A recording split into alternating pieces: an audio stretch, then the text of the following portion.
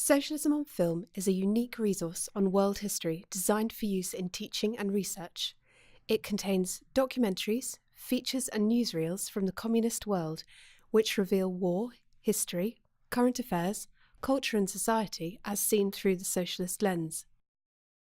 Spanning the 20th century, it covers countries such as the USSR, Vietnam, China, Korea, the GDR, Britain and Cuba.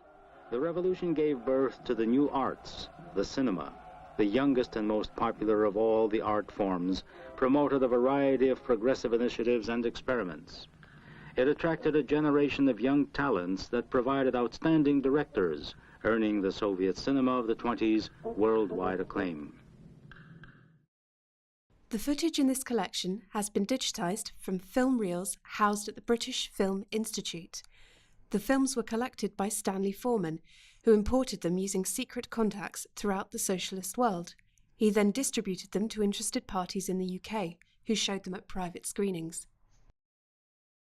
Users can now search, browse, and watch the footage online. Films can be filtered by genre, country of production, and date, and are accompanied by searchable, interactive transcripts. Throughout the majority of the 20th century, approximately 1/3 of the world's population lived within communist regimes. So statistics alone give an efficacy for considering the huge amount of experience that people had within communist societies.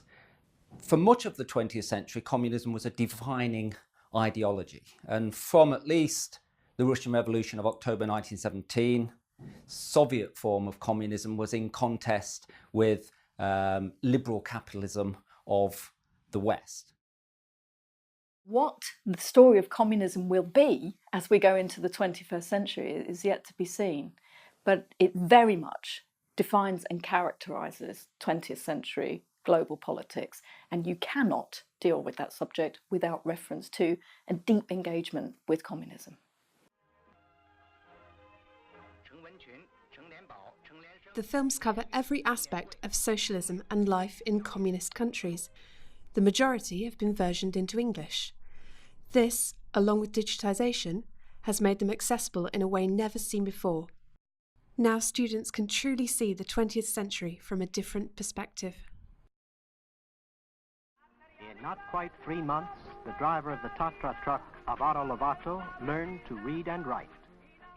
It's very important to recognise that the films offer an idealised version of communism in their countries. So many of the films tend to concentrate on achievements and progress. This is the kind of message they want to be presented to their own domestic audiences, who have to be convinced of this ideology. And if the films were shown overseas, then they would serve a useful propaganda function.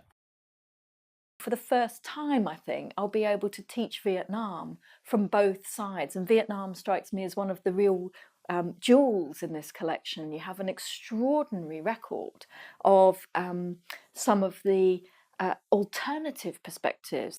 For me as a teacher, to be able to give a visual identity to a historical argument is really powerful. The Socialism on Film resource also challenges students to reflect on the nature of propaganda, memory, and on the filmmaking process. Pilot Gorovets performed a legendary immortal feat of courage. He found himself face to face with 20 enemy aircraft. He shot down 9 of them. When he ran out of ammunition, he went into a ram attack but was killed by an enemy shell.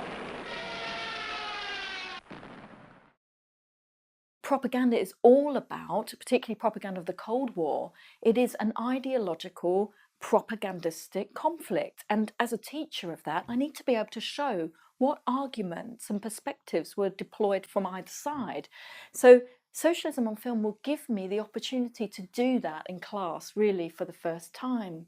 It is a city named after Lenin.